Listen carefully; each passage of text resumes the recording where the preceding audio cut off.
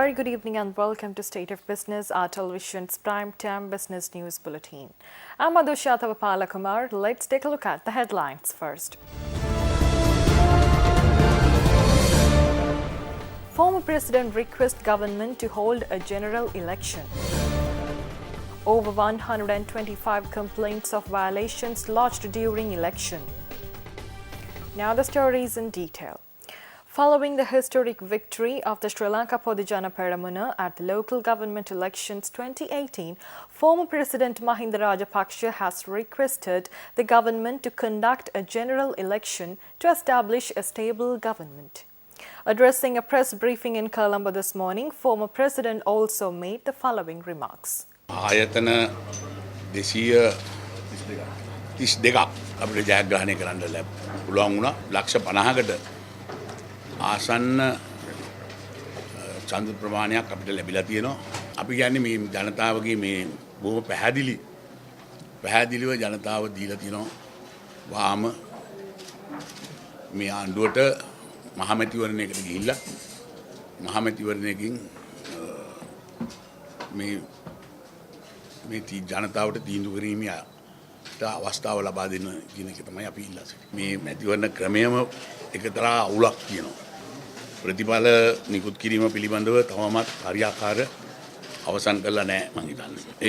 ඒක නිසා මේ මැතිවරණ ප්‍රතිඵලයේ සමහර ප්‍රතිඵල පොඩි විකෘතිතාවයක් තියෙනවා. මම හිතන්නේ රටේ මේ තියෙන ආර්ථික අසහනය, ඒකට අස්ථාවර භාවය, රටේ තියෙන අස්ථාවර භාවය මේ සියල්ල වෙනස් කිරීමට හොඳම වැඩේ තමයි පාර්ලිමේන්තු මැතිවරණයකට ගිහිල්ලා මැතිවරණයක් තියලා ප්‍රතිඵල අනුව ස්ථාවර ආණ්ඩුවක් පිහිටවන්නට කටයුතු කරනවා. Addressing the media in Colombo today, police spokesperson ASP Ruwan Gunasekara stated that most of the complaints that were lodged during the local government elections were related to harassment and threats. Speaking further, ASP Gunasekara noted that no major incidents of violence were reported during the election period, making this election one of the most peaceful in recent times. පළාත් පාලන ආයතන ඡන්ද විමසීම ඊ타මත්ම සාමකාමී පරිසරයක් තුල සාමකාමීව අවසන් කිරීමට හැකියාව ලැබුණා. ලැබිලා තිබෙන සමස්ත පැමිණිලි සංඛ්‍යාව 692ක් වෙනවා. මේ පැමිණිලි 692 තුල වැඩිපුරම තිබෙන්නේ බැන තර්ජනය කිරීමේ සිද්ධීන්. බැන තර්ජනය කිරීමේ සිද්ධීන් 174ක් මේ තුල තිබෙනවා. මේ පැමිණිලි 692ට අදාළව සැකකරුවන් 138ක් අත්අඩංගුවට අරන් තියෙනවා. ඒ සැකකරුවන් 138 තුල ඉන්නවා අපේක්ෂකයන් 25 දෙනෙක්. ඊළඟට පළාත් පාලන ආයතන ඡන්ද විමසීමේ දිනයේදී 10 වෙනිදා දිනය තුලදී පැමිණිලි 126ක් වාර්තා වෙලා තියෙනවා. මේ පැමිණිලි 126 තුලත් වැඩිපුරම තියෙන්නේ බැන තර්ජනය කිරීමේ සිද්ධීන්. එවැනි සිද්ධීන් 53ක් වාර්තා වෙනවා. මේ පැමිණිලි 126ට අදාළව ඒ කියන්නේ පළාත් පාලන ආයතන ඡන්ද විමසීම් දිනයේ පැමිණිලි 126ට අදාළව සැකකරුවන් 14ක් අත්අඩංගුවට ගෙන තිබෙනවා. ඒ 14 තුල අපේක්ෂකයන් 4 දෙනෙක් ඉන්නවා. ඊළඟට පළාත් පාලන ආයතන ඡන්ද විමසීමේ පශ්චාත් කාලයේ ඒ කියන්නේ ඊයේ දිනේ 11 වෙනිදා ඊයේ දිනේදී පැමිණිලි 45ක් වාර්තා වෙනවා. මේ පැමිණිලි 45 අතර වැඩිපුරම තියෙන්නේ බැන තර්ජනය කිරීමේ සිද්ධීන් 25ක්. ඒ පැමිණිලි 45ට අදාළව සැකකරුවන් 10ක් අත්අඩංගුවට අරන් තියෙනවා. ඒ සැකකරුවන් 10 අතර අපේක්ෂකයන් 4 දෙනෙකුත් සිටිනවා. මේ පැමිණිලි අතර විශේෂයෙන්ම කියන්න ඕන දැන් ඔබට සඳහන් කරා බැන තර්ජනය කිරීම වැනි සිද්ධීන් තමයි වැඩිපුරම තියෙන්නේ. මේ පැමිණිලි අතර බරපතල ගණයේ සිද්ධීන් එකක්වත් නැහැ කියලා වගකීමෙන් කියන්න පුළුවන්. Let's take a look at more news after this short break.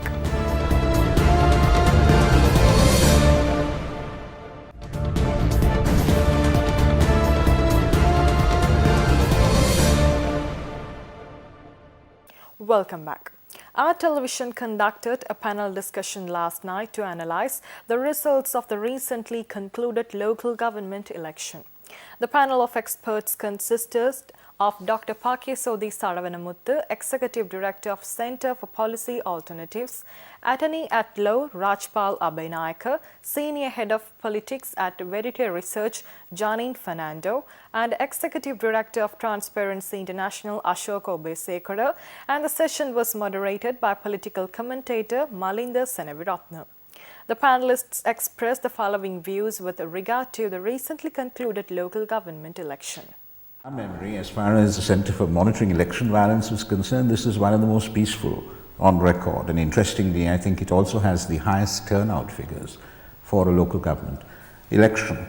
And I think the reduction in the number of incidents may be in part attributable, but certainly not solely, to the reintroduction of the ward system, where the bulk of the campaigning was done from house to house.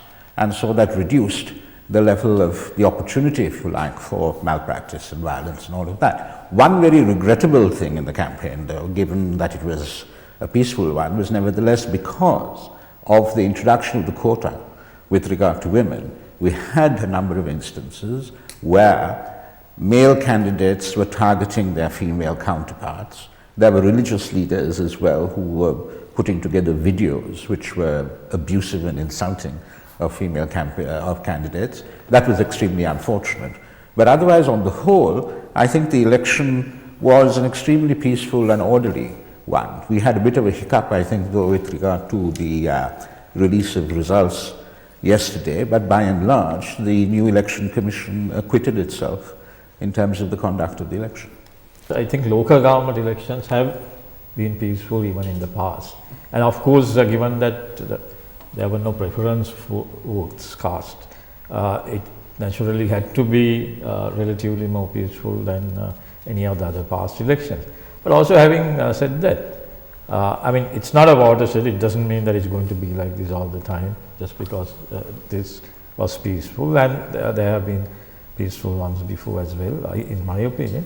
But also the other factor was that I think we definitely will get into it, I'm sure.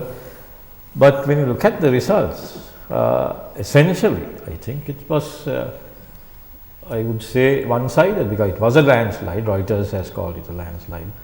Sri Lanka is moving from less than 2% women's representation at the local level to hopefully close to 25. There are some exemptions, exempting small parties and so on, which will make it quite hard for the Commission in some instances to actually reach the full 25. But we are still going to see what is probably a tenfold increase or more in women's representation. And that's a fundamental change. I think it's a change that will take us about 2-3 election cycles to see. But I think that change is here to stay. When we look at even the complaints that we received, I would classify them as sort of on one side, the 55% were focused on movable assets of the state. So if it was vehicles of the state that were being used, also buildings, so the fixed assets of the state, and then also the state media. So looking at all of those things, 55% of all the complaints that we received related to those things. I think the one thing that I would highlight there is generally on state resource abuse, because it had been around 2 years since the last councils were in place, the control over local state resources had actually diminished. Addressing the media in Colombo today, the Government Medical Officers Association stated that they have forwarded several proposals to the government concerning the CITEM issue and urged authorities to provide a permanent solution to it. As the Government Medical Officers Association has put forward several proposals to end this conflict, and we will be forwarding those proposals to the His Excellency President today. And at the moment, there are negotiations or the discussions going on with the CITEM students and the CITEM parents regarding the basis of our solution. And the majority of the parents and the majority of the students are in agreement with the GMOA that they should get the registrable degree with the SLMC, and therefore we are hoping that the conflict will be over with the agreement reached between the Government Medical Officers Association, and the SITEM students and the parents regarding their the future by giving a registrable degree. We hope that the government will learn a lesson from the recent developments in the local government election and will give a permanent solution to this issue without dragging it for another 1 or 2 years. Let's take a look at the stocks after this short break.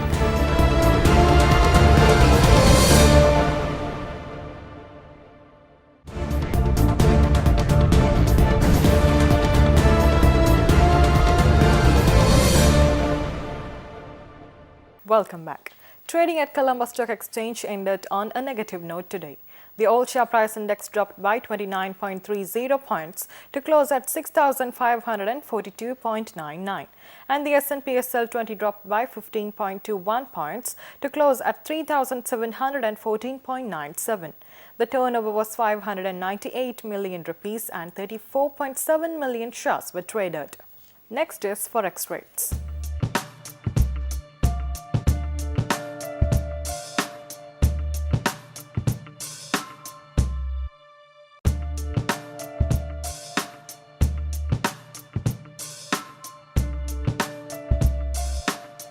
With that, we are wrapping up State of Business for the day. We'll meet you tomorrow at the same time with more latest news. Until then, take care. Good night.